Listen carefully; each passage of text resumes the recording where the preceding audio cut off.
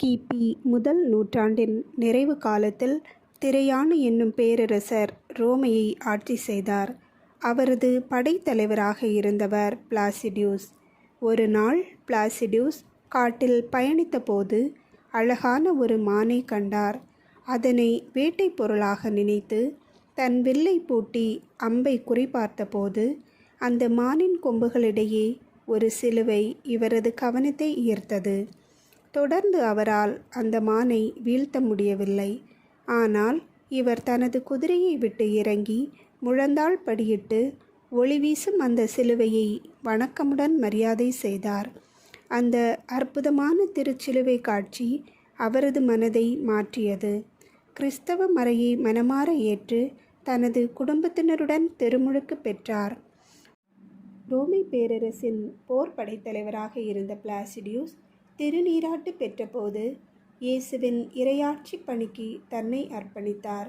தனது பெயரை எஸ்தாக்கியூஸ் என மாற்றிக்கொண்டார். கிறிஸ்தவத்தை தழுவி கிறிஸ்துவை தன் வாழ்வில் ஏற்றுக்கொண்ட பின் எஸ்தாக்கியூஸ் பல்வேறு துன்பங்களை தன் வாழ்வில் அனுபவித்தார். திருநூல் தரும் யோபு தனது வாழ்வில் நேர்மையானவராகவும் இறைப்பற்று மிக்கவராகவும் ஏராளமான சொத்துக்களுக்கு உடைமையாளராகவும் இருந்தார். ஆனால் இறைப்பற்று மிக்க அவர் அனைத்தையும் இழந்து பெருமையானது போல எஸ்தாக்கியாரும் இயேசுவின் மீது கொண்ட பற்றால் அனைத்தையும் இழந்தார். மனைவி மக்களை இழந்தார். தனது 2 பிள்ளைகளை ஓநாயும் கடுவாயும் இழுத்து சென்றன. மனைவியை பயண செலவுக்காக அடமானம் வைத்தார். இத்தகைய சூழலிலும் தன் இறை நம்பிக்கையை இழக்கவில்லை. கிறிஸ்தவர் என்பதற்காக பதவியும் பணியும் பறிக்கப்பட்டன. வறுமை வாட்டியது. ஒரு குடியானவரின் வயலில் வேலை செய்தார். அக்காலத்தில் ரோமையிலே கலகம் ஏற்பட்டு போர் மூண்டது. பேரரசனுக்கு தோல்வி மேல் தோல்வி. எஸ்தாக்கியார் மீண்டும் படையில் சேர்க்கப்பட்டார். தளபதி பொறுப்பு வழங்கப்பட்டது. போரில் எஸ்தாக்கியார் வெற்றி பெற்றார். கைம்பெண் ஒருவரால் பராமரிக்கப்பட்டு வந்த அவரது பிள்ளைகளும் மனைவியும் கிடைக்கப் பெற்றனர். போரில் வெற்றியுடன் திரும்பிய அவருக்கு மாபெரும் வரவேற்பு மகிழ்வோடு கொடுக்கப்பட்டது. மகிழ்வை சில காலம் அனுபவித்து தனது குடும்பத்தோடு வாழ்ந்தபோது திடீரென ஆதிரியன் என்னும் அரசனால் அரச கட்டளை பிறப்பிக்கப்பட்டது. அனைத்து மக்களும் அரசனால் நிறுவப்பட்ட சிலைகளுக்கு உயிர் பலி கொடுக்க வேண்டும் என்பது அக்கட்டளை. இக்கட்டளையை திருமறையில் அறவாழ்வு வாழ்ந்த தூய எஸ்தாக்கியூஸ் ஏற்கவில்லை.